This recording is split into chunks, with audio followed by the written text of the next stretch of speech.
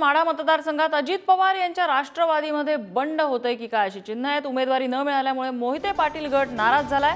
धैर्यशील मोहिते पाटलांनी शरद पवार यांची भेट घेतल्याचं कळतंय आणि हे नाराजी नाट्य नेमकं इलेक्शनच्या तोंडावरती दिसून येतंय। शरद पवार गटाकडून त्यांनी निवडणूक लढवावी असा आग्रह त्यांच्या कार्यकर्त्यांनी केलाय मोहिते पाटलांनी।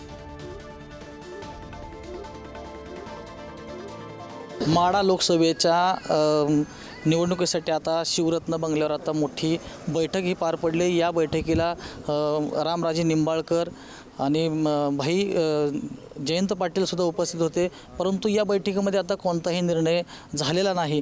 पण या कार्यकर्त्यांकडून आपण जाणून घेणार आहोत की कार्यकर्त्यांचं काय म्हणणं आहे। धैर्यशील मोहिते पाटलांना आम्ही खासदार करणार आहे। मोहिते पाटलांचा तो निर्णय जो आहे तो कुठल्या पक्षाचा अपक्षाचा, पण शक्यतो आमच्या सगळ्या कार्यकर्त्याची भावना आहे की त्यांनी शरद पवार साहेबांबरोबर जाऊन तुतारी या चिन्हावर खासदार व्हावं आणि 100% विजयाची खात्री आम्हाला खासदार आला आहे। भाजपने धैर्यशीलबाईंचं तिकीट नाकारून त्यामुळे सर्व कार्यकर्त्यांमध्ये नाराजी पसरलेली आहे। 3 दिवस झाले सर्व कार्यकर्ते अस्वस्थ झालेले आहेत।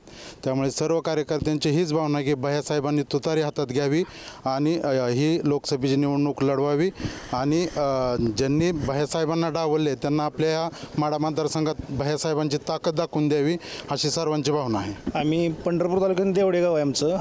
आम्ही पंढरपूर तालुक्यातली 42 गावं माड्याला जोडलेली आणि सांगोलीला जोडलेली 16 गावं, एवढ्या एकूण 58 गावातनं जेवढं फलटण लीड निंबाळकराला देणार आहे किंवा देईल अशा अपेक्षित मिळणारच नाही त्यांना तिकडून, पण तेवढं लीड आमची 58 गावं तोडणार, 1000 मतं आगाव देऊ एवढं आम्ही करणार आहे। भैयासाहेबाला खासदार 100% करणार आहे। जेव्हा रान करून उमेदवारी जाहीर झाली बाबा आज आम्ही ठाम झाले की आम्ही रात्रंदिवस पळणार आहे।